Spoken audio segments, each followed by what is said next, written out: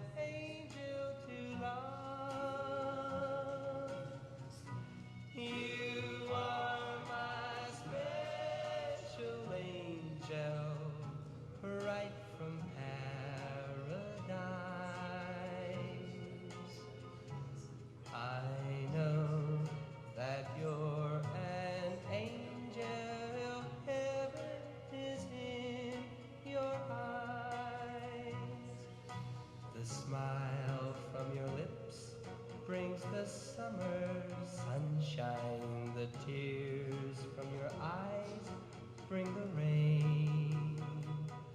I feel your touch, your warm embrace, and I'm in heaven again. You are my special angel through eternity.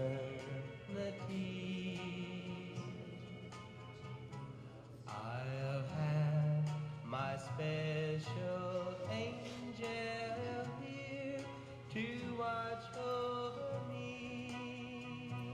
A smile from your lips brings the summer sunshine. The tears from your eyes bring the rain. I feel your touch, your warm embrace, and I'm in heaven again.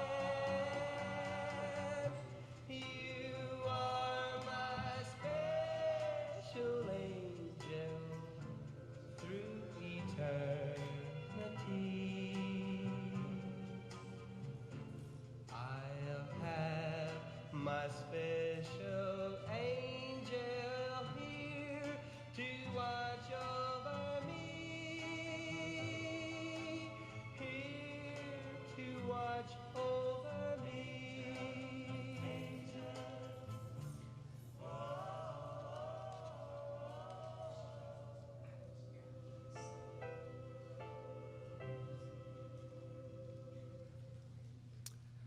Good afternoon. Welcome and thank you for joining us here and by webcam today as we honor and celebrate the life of James Eric Houseman, better known as Jim to most of us. I would also like to thank Charlotte for coming forward today to lighting the memorial candle before the start of our service. Only a few times in your life will you meet someone that will have a lasting impression on you. For me, Jim Houseman was one of those people. I was searching for a word that would best describe Jim, and I thought of words such as compassionate, funny, friendly, smart, loyal, handsome, that was Jim's word, and kind. And while Jim was all of those, a doctor in the palliative care unit summed it up best. She came in looking at his chart, and she looked down at Jim. She says, "Jim, you're a unique case." Unique, that's Jim. Why? Well, Jim was born on a day that only comes around every 4 years. He had a very strong work ethic. He had his no-knot tie knot, which I am wearing right now. His humor, one-liners, loyalty to his family, friends, and employers, all second to none. As I look around the chapel, I see a lot of familiar faces. But for those who don't know me, I'm Tony Slavin. I was Jim's colleague, one-time employer, but more importantly, Jim's friend. Today you also hear from some other good friends, Dan Devlin and Aaron Morrison. When Jim was told at the cancer clinic that there was nothing more they could do for him, rather than using those words to give me the news, he said, "Well, Tony, it's time for you to get a new suit." Got a new suit. Jim asked myself and Aaron to come to his bedside at the Burnaby Hospital to give us a few requests about his services today. One, that 3 of us officiate. 2, that 3 specific songs be played, which you will hear today. 3, that he be cremated after his service and placed in his father's grave in Saskatoon. And 4, most importantly, that my goddamn service not be too long. So in keeping with that, we will not be having an open mic, but we'll certainly be able to go upstairs afterwards for the reception and share our Jim stories. Jim was born February 29th, 1944 in the booming metropolis of Central Butte, Saskatchewan, to Werner and Margaret Houseman. I'm not sure, but I'm guessing Jim was probably the first born that day. In fact, in Central Butte, I'm thinking he was the first born that week, that month, and probably even the bloody year. You see, the population in Central Butte in 2021 was 416, and likely a few less back in 1944. Growing up, Jim recalled that sports were the main event in a prairie town, including baseball, football, and hockey. His teen work mostly included his grandpa's farm, picking rocks, driving tractor, cultivating and harrowing, driving truck during seeding and harvest, and swathing and combining. Honestly, as a city boy, I don't know what any of that means, but it sounded important. Later, he would unload coal cars and shovel grain at the elevators during the winter and work in building and construction during the summer. He played hockey in Saskatchewan's Senior Hockey League. In 1967 and 68, he was coached by Dave King, who would later go on to coach the Canadian Olympic team and the Calgary Flames and the Columbus Blue Jackets. While working a summer job in August of 1963, he was notified that his father passed away suddenly. His aunts convinced him to complete high school the following year, which was a wise choice as he would need his high school education to pursue his career in funeral service. His funeral service career began when he worked for the Park Funeral Chapel in Saskatoon, receiving his diploma in 1969. After that, he spent 2 years with the Saskatoon Funeral Home before coming west in 1971 to join Sands Funeral Chapel in Victoria. This is where he would meet Anne, his future bride, a nursing graduate from the Calgary General Hospital.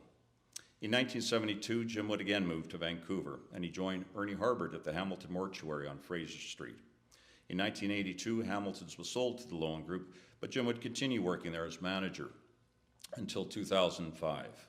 After 33 years at Hamilton's, Jim would join me as manager of the Bell Funeral Chapel on Hastings Street, Vancouver, up by the P&E, later moving into this building when we amalgamated the two companies. As many of the families we served were Italian Catholic, a few of the priests would say Jim was the very best non-Catholic Catholic they knew. He was in church more than most of their parishioners. He was kind of an honorary Catholic, I guess. He had a deep respect for the faith and the clergy. However, he never really mastered the Italian language. I think the word spaghetti was about as far as he got. Jim served on the board of directors at the BC Funeral Association and would move through the chairs, becoming president for a 2-year term from 1997 to 1999. Jim had a magnificent work ethic and a manager in his words. In his words, I would never ask an employee to do anything that I would not personally do.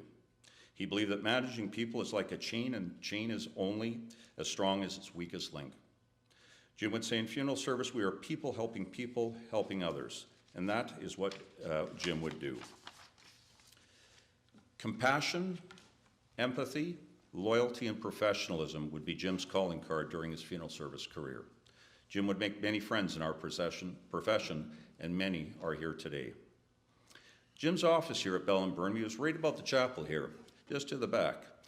And you always knew Jim was in the building because you'd hear the rat-a-tat-tat of his typewriter. As typewriters became more and more obsolete, Jim kept a spare one just in case that one broke down.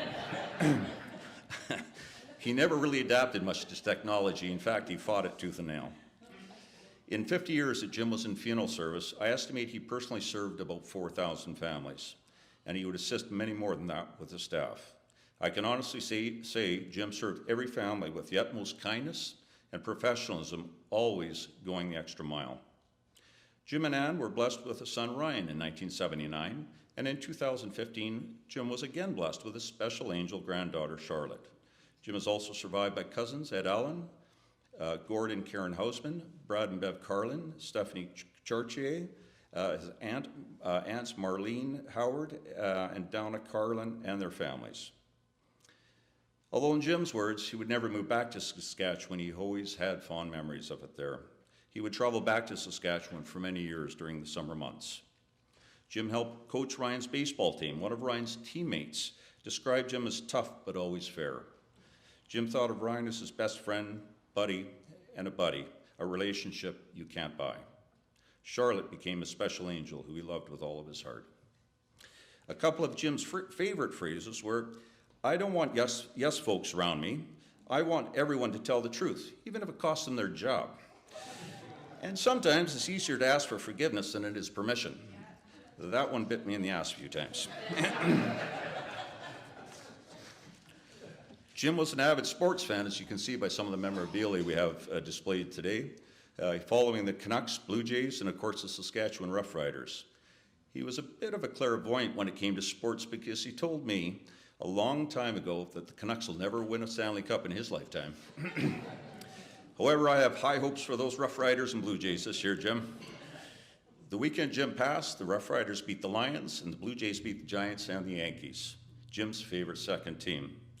Jim attended some of the local Canadians baseball games with friend Ross Armstrong.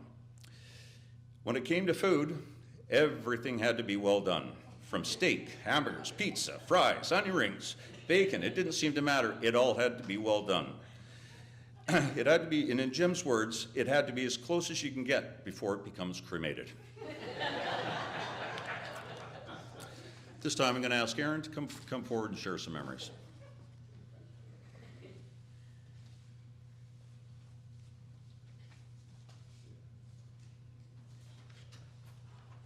Thanks, sir.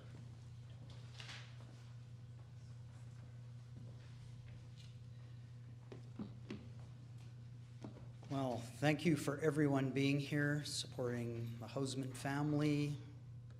Thank you, Tony, Dan, for organizing this beautiful service for Jim.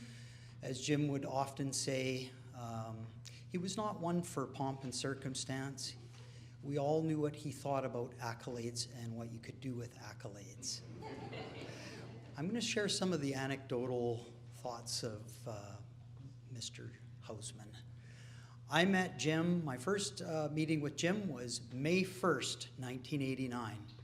Another special day for Jim, for anybody who knew what kind of outdoor activities could be partaken on the 1st of May. I came into the funeral home at Hamilton's, green, not knowing anything about funeral service. I was eager. I wanted to learn. I came in, I said, "What do you want me to do, Jim?" And he says, "Well, you're going to do everything I tell you to do." And so I proceeded to wash all the cars. I saw this garment bag sitting there, and I grabbed up the garment bag, and I'm going, "Oh, I'm going to tidy this up." He goes, "What are you doing with that?" He says, that's a loved one's clothing. You put that down. That's to be treated with respect and dignity." And I said, "Oh, yes, Mr. Houseman." So that was something that I learned very early on, is that, one thing that he told me very early on, you have to learn to crawl before you learn to walk, before you run. And take things in stride, take your time. If it's worth doing right, take your time. That's one thing that Jim instilled. Some other wonderful anecdotes that he had.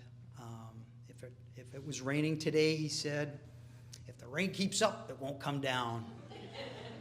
And I think he would be very thankful that there wasn't a sky pilot leading the service.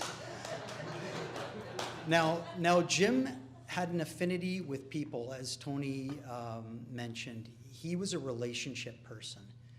Jim could meet people and gain their trust. It's when you're a trustworthy person, you're a good, honest person, you gain people's trust. Jim had these relationships with these priests, many of them Catholic, and they see Jim coming and they'd be like, "Oh, good, here comes Mr. Houseman. We know that this family is in good hands," right? There's some funny stories. I have a particular story, was when we were with Alderwoods. Jim was not one to, he enjoyed working in a corporate world, but he was a relationship person, so the family was number one, not paperwork, not bean counters. We were at a meeting in Burnaby. I'll never forget this as long as I live. We're sitting around a manager's table. Someone was brought in from back east to do a presentation on the shifting changes of funeral service. And one of Jim's saying was, "You have a wheel. How many times can you reinvent a wheel? It's a wheel." So we're sitting at the table. This gentleman comes in, very well put together, back east. He goes, "I'm going to tell you folks, that there is a paradigm shift in funeral service, and you are going to understand. Jim, without skipping a beat, reaches in his pockets. I don't know how he had 2 dimes in his pockets. He goes, "Oh, you want to see a pair of dimes?" He throws them on the table. The faces around the table, especially the general manager, looking at Jim with that glare. And Jim, without skipping a beat, "Well, there's your pair of dimes." The fellow didn't know what to say, but he knew that, he wasn't going to mess with Jim Houseman. There were many great memories. Growing up, I basically grew up with Ryan. We had so many awesome times going to sporting events. Sometimes there could be some colorful language in the stands with Jim, and that was fine. That was Jim. You knew who you got with Jim, right? There was no BSing. He was a good man. He was a good, honest man. I don't want to stand up here too long. People who knew Jim knew who he was, but he was known as the candy man. He always had a candy in his pocket. He would give them to a widow.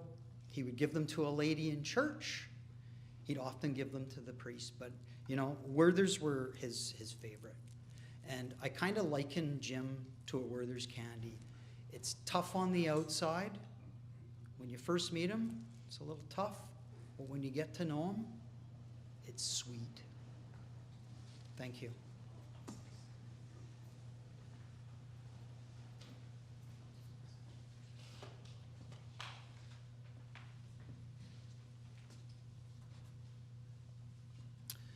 I'd just like to read out to you a little something that Ryan had written about his dad for him.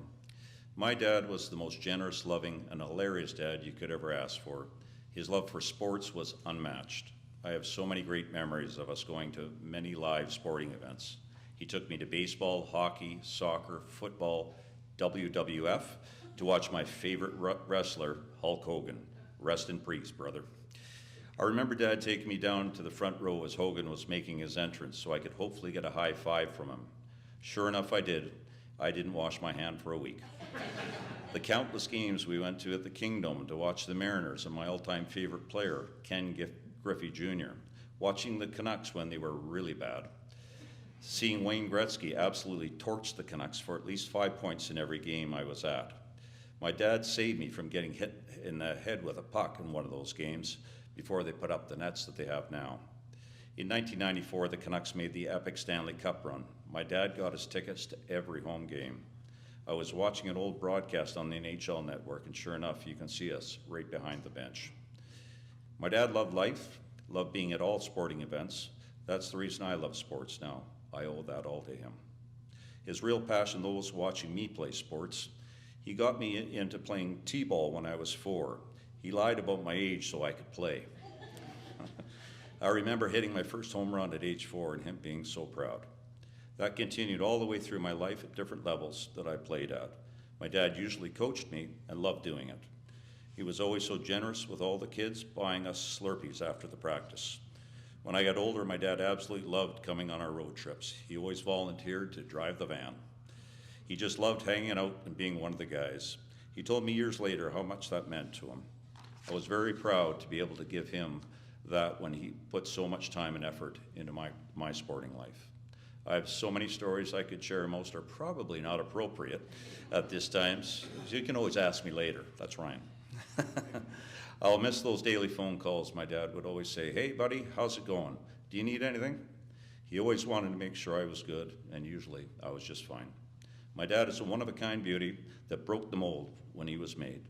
He was often imitated, but never duplicated. Love you, Dad. Thanks, Ryan. At this time, we're going to have a bit of a slideshow of Jim's life, about a 9-minute show, so please just sit and enjoy.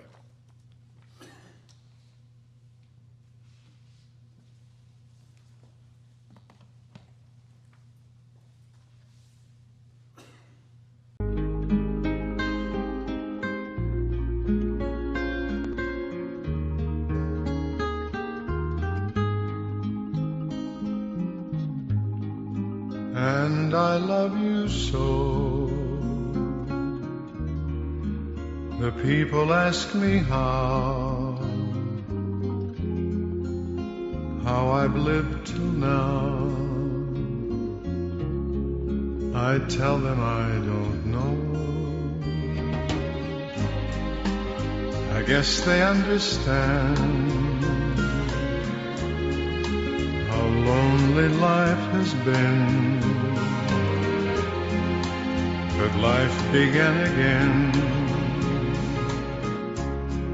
the day you took my hand.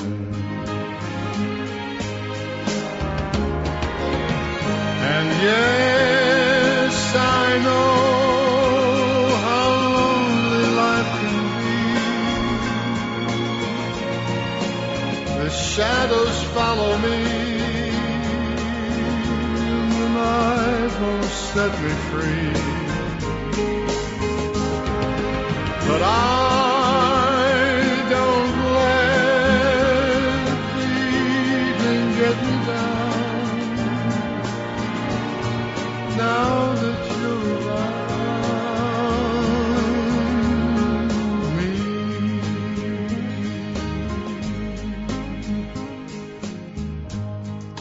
and you love me too. Your thoughts are just for me. You set my spirit free. I'm happy that you do. The book of life is brief, and once a page is read, all but life is dead. That is my belief. And yes, I know how lonely life can be. The shadows follow me, and the night won't set me free. But I don't let the evening get me down. Now that you're around me.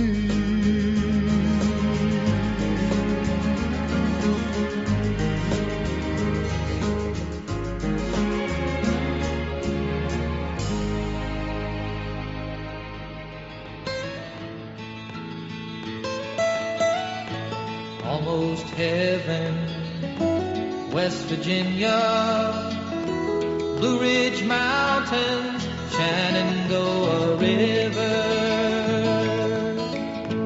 Life is old there, older than the trees, younger than the mountains, growing like a breeze. Country roads, take me home to the place I belong. West Virginia, Mountain Mama, take me home. Country roads, all my memories gather round her. Miner's lady, stranger to blue water. Dark and dusty, painted on the sky, misty taste of moonshine, teardrop in my eye. Country roads, take me home to the place I belong. West Virginia, Mountain Mama, take me home.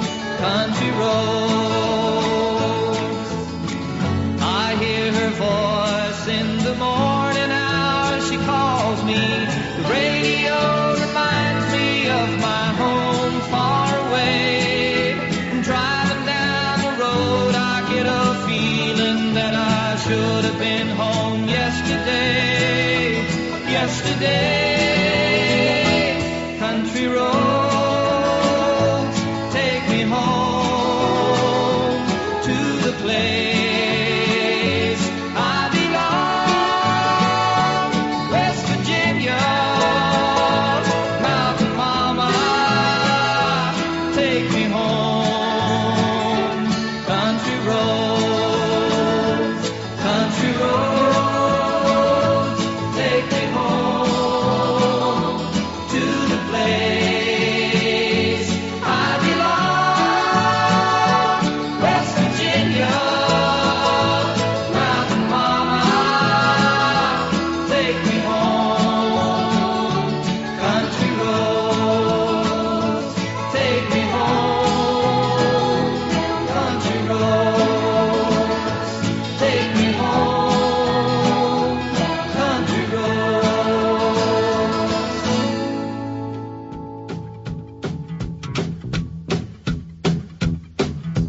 Uptown got its hustlers, the Bowery got its bums. 42nd Street got Big Jim, a Walker, he a bull shooting son of a gun. Yeah, he's big and dumb as a man can come, but he's stronger than a country horse. And when the bad folks all get together at night, you know they all call Big Jim Ball just because. And they say you don't tug on Superman's cape, you don't spit into the wind, you don't pull a mask off an old Lone Ranger, and you don't mess around with Jim. Well,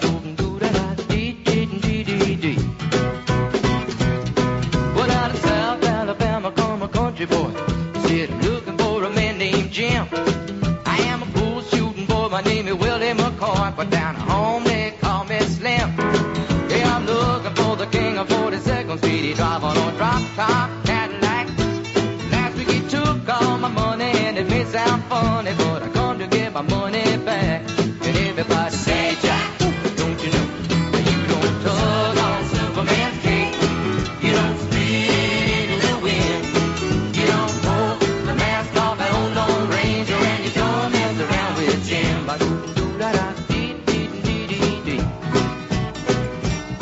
Well, a hush fell over the pool room, and Jimmy come popping in off the street.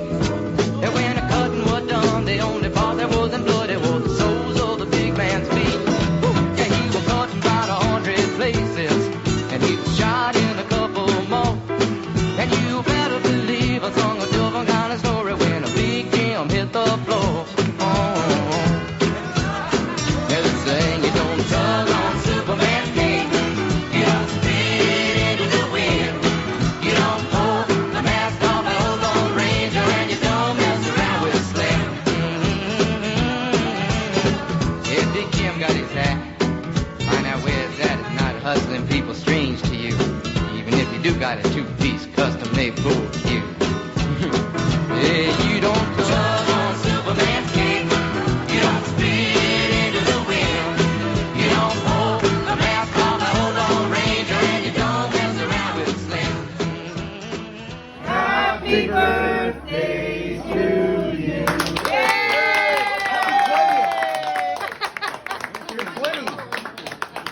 You're 20. He's 20. You're only 20 once when you're elite, baby.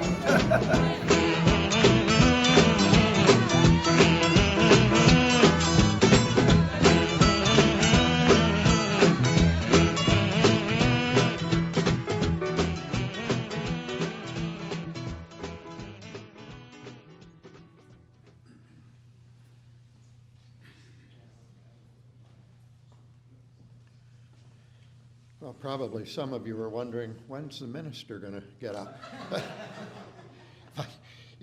You know what Jim's term for minister was? Aaron's mentioned it. If you were arranging a funeral, he'd say, "Who's the sky pilot?" I don't know where he got that term from, if he dreamed it up or if he got it from one of his renegade Saskatchewan buddies, I don't know.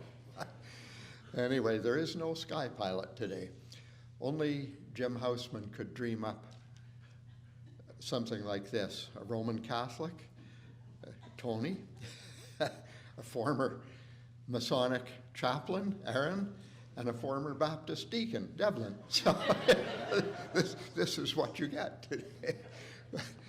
But just before we do conclude and see Jim on his way, I just thought we should share a couple of scriptures. It won't be long, but I think it's important that we do that.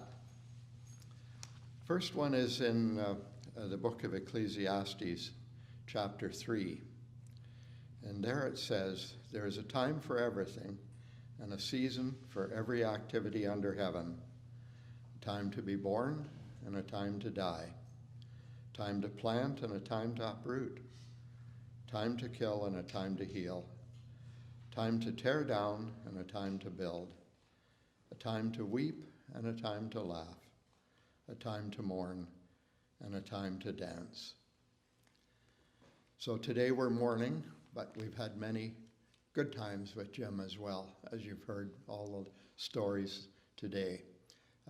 If you knew Jim, you knew you were going to have a very, very good laugh somewhere along the line. So let's just move into the very familiar words of the 23rd Psalm. "The Lord is my shepherd, I shall not want. He makes me to lie down in green pastures. He leads me beside the still waters, and he restores my soul. He guides me in the paths of righteousness for his name's sake. Even though I walk through the valley of the shadow of death, I will fear no evil, for thou art with me." So just to conclude with a few words of committal. For as much as our good friend Jim Houseman has passed from this life to that which lies beyond, we therefore commit his mortal body to the elements, earth to earth, ashes to ashes, and dust to dust, as it was in the beginning, is now, and ever shall be, world without end. Amen.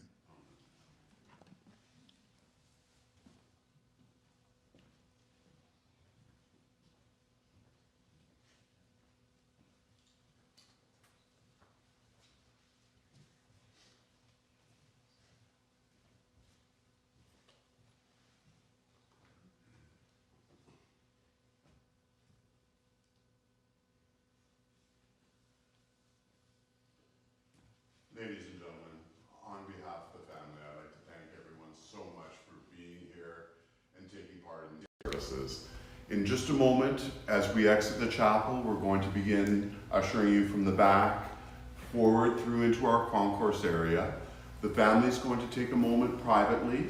At the conclusion of that, the traditional carry out and farewell to Jim will happen in the concourse area as we're listening to Perry Como's "My Way." And I've been asked to also extend an invitation for everyone to join and continue the celebration upstairs, where you have an opportunity to share memories and support each other. Thank you very much, ladies and gentlemen.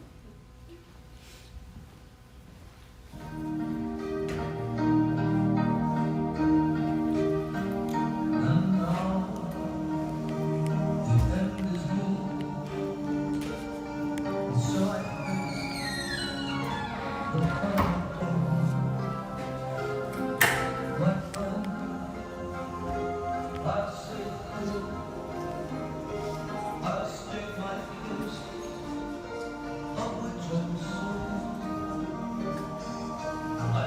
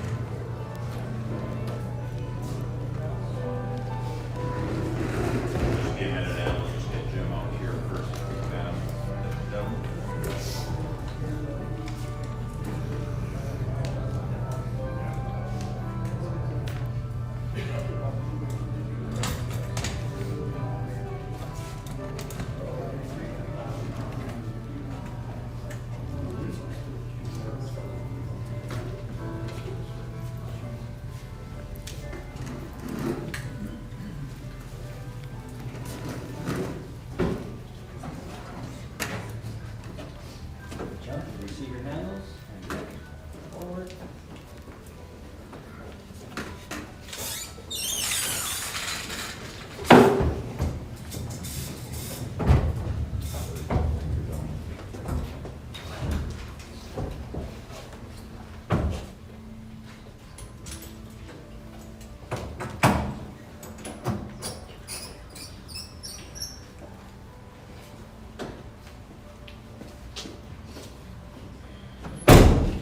We can just stand